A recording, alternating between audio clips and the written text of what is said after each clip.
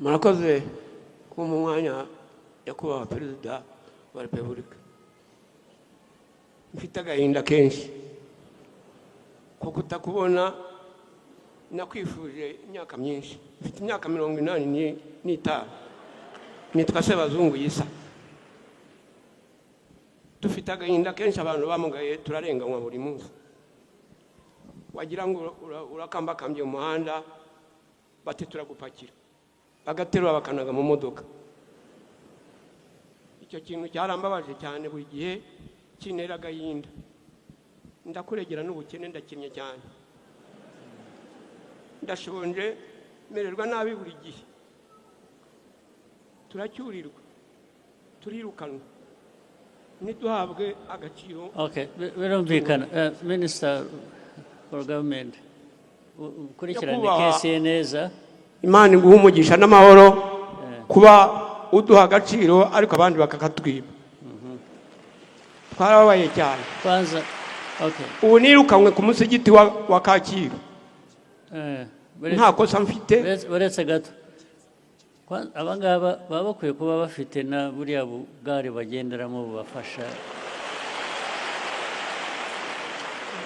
Impamvu butabageraho ni iki? Ubundi habaho za porogaramu zifasha abantu kugera kuri ibyo ngibyo. Abasigara inyuma basigara bati mwagiye mukurikirana mukamenya. Hanyuma n'ibyo bindi asaba by'ubufasha, mumenye ubufasha akeneye, hari uburyo bwo kumufasha.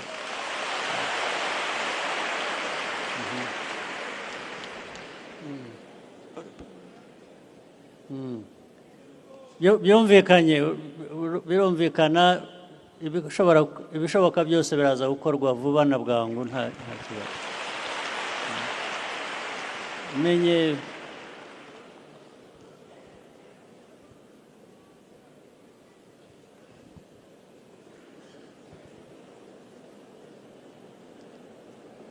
Doris.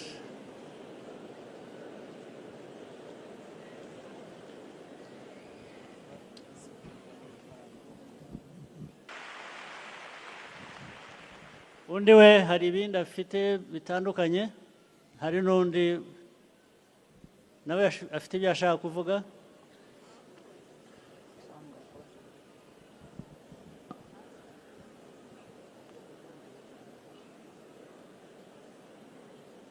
Nawe ni nk'ibyo.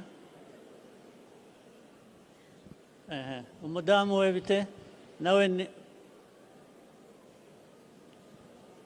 ibyo navugaga, ni nk'ako kagare abandi ntibashobora kubona bakabugenderaho.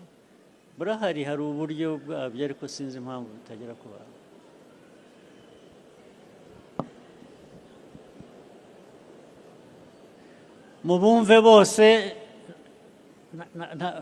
Mubumve bose hari n'undi wari uje inyuma. Mubumve ibibazo byabo, hari uburyo bwo kubikemura.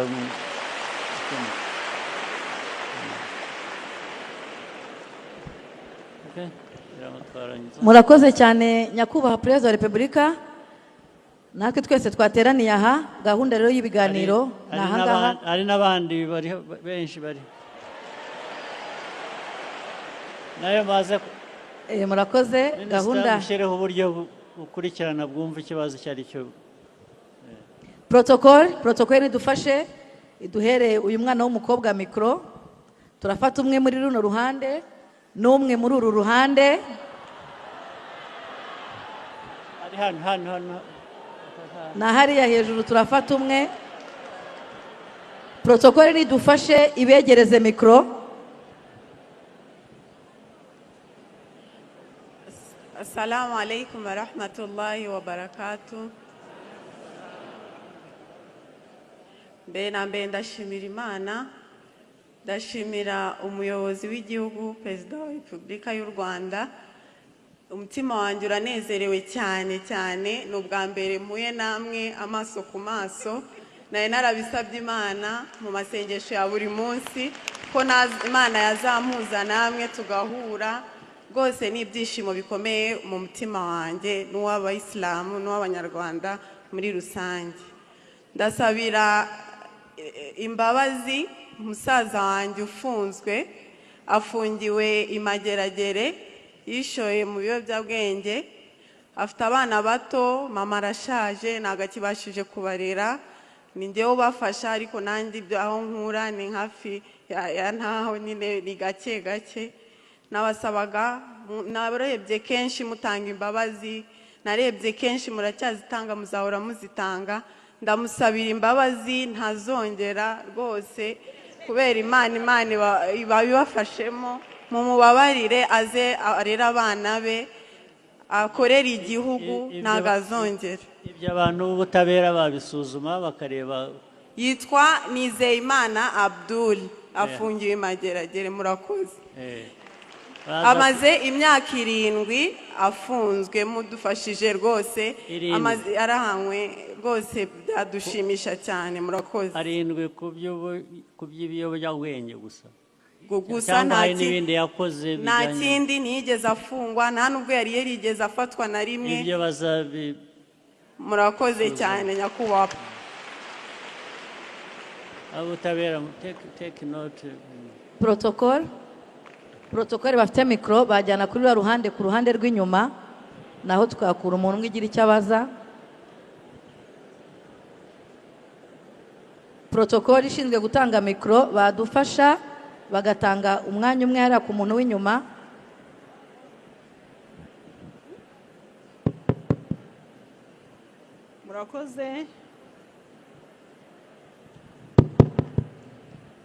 Murakoze nyakubahwa Perezida wa Repubulika, mbanje kubasuhuza mbifuriza amahoro, imigisha n'impuhwe by'Imana mubane nabyo.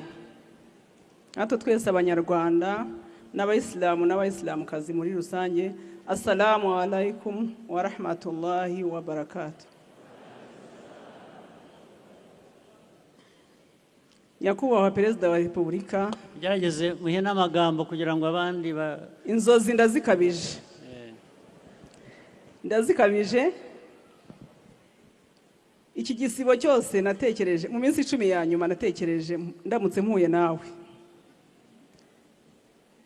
Ndabasabaga ntuye mu karere ka Nyanza, intara y'Amajyepfo, yitwa Dusabimana Afsa. Ikintu cya mbere nabanzaga kubasaba, mfite ibibazo bibiri. Ikintu cya mbere nabanzaga kubasaba, twagize iterambere ry'umusigiti, umushehe wacu yatwubakiye, Nyagasani we amuha ibyiza, Shehe Uthman Kabiriti.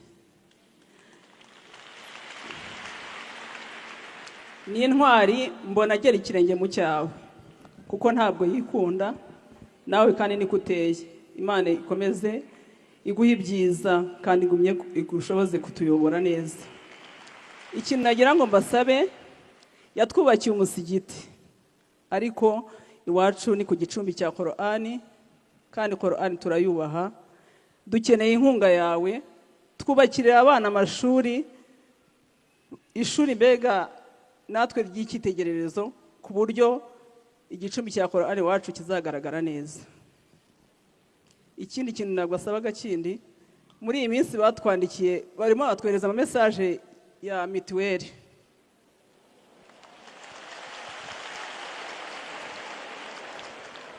Ngenda banza nivugire, nukuvuga ngo ngiye mfite abana 2, biwacu ni ntawo nikora pe. Nabaga mu cyiciro cya 2, ariko natungwe no kubona message, mfite abana banjye 2, nanjye ningewe ninjye bahagarariye. Nukuvuga ngo nagiye kubona ntungwe na message nyereka ngo ngomba kwishyura 2026 ibihumbi 60 bya mituweli. Kandi no kuvuga ngo twatangaga 3,000, ariko mu by'ukuri nta bushobozi mfite. Sinkora, ngira ikibazo cy'umugongo, mba ndyamye mu rugo, ngira ngo abantu bose biwacu barabizi. None twagira ngo duhe ubufasha. Murakoze. Imana ikomeze. Ariko ubufasha bwa mbere bukwiye kuba buriho n'inzego zibishinzwe. Nk'icyo wabigize ntabwo byategereza igihe nzabonekera nkaha cyangwa iki. Muba mukwiye kugeraho mubigeza, bikazamuka mu nzego, bikanafasha no kugira ngo igihe abantu baba bagena biriya bigomba gukorwa, bamenye ko hariho abantu nkawe bakwiriye kuba bafashwa.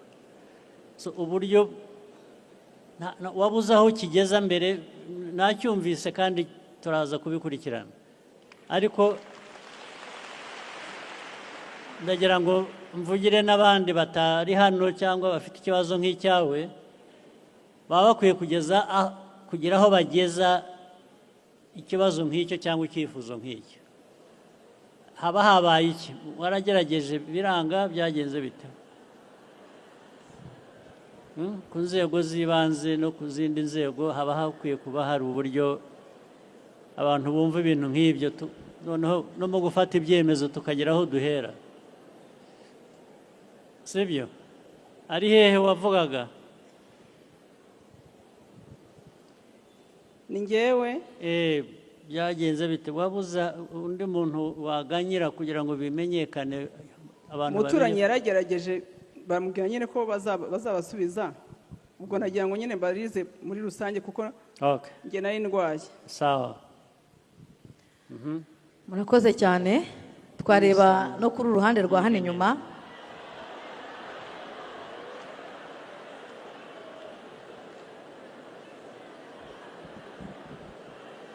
Protoko yadufasha tukegera n'uruhande, mwareza umubyeyi umwe aho ngaho muha ijambo.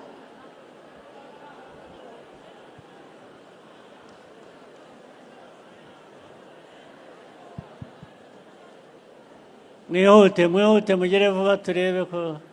Assalamu alaikum wa rahmatullahi wa barakatuh. Nitwa Masumbuko Leopold Hassani, homoka i Rubavu, mfite imyaka 72. Ikibazo cya mbere ni kimwe gihwanye n'icyuriya mubyeyi abajije cyerekeranye na mituweli. Ubu nanjye banshyize mu agomba gutanga ibihumbi 20 kandi nta mbaraga mfite.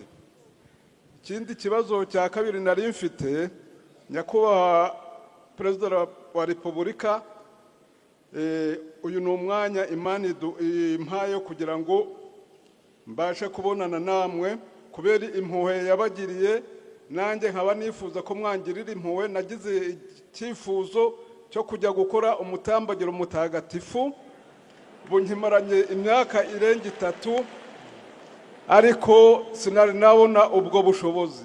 None ku bushobozi bw'Imana nkaba nifuzaga ko ibibazo bibaye bibiri rero. Icya mbere ni icya mituweli, icya kabiri ni cyo mutambagiro. Ibyo ubinyuze muri aba ngaba, abagomba kuba bafite ibyo byifuzo cyangwa ibibazo ni benshi cyane. Reka turebe uburyo twabinyuzamo. Abayobozi bw'idini n'abayobozi b'izindi nzego mwajya mwumva neza, tukareba ibishoboka bigakorwa, bidashoboka bigasobanuka. Murakoze cyane bavandimwe bayisilamukazi duteraniye hano, ndetse namwe mwese twahuriye muri iki cyumba twakira umukuru w'igihugu cyacu nyakubahwa Perezida wa Repubulika Paul Kagame. Ndagira ngo twigomwe uyu munsi dusoreze hano. Abafite ibyo bifuza ni byinshi, abafite ibibazo bari kubaza ni benshi. Ubutaha insha Allah tuzongera duhure nawe, tuzasubukurira aho twari tugeze, ariko uyu munsi tumuhe umwanya abashe gukomeza gukora inshingano z'igihugu cyacu. Murakoze. Mwakoze cyane, mugire amahirwe mwese.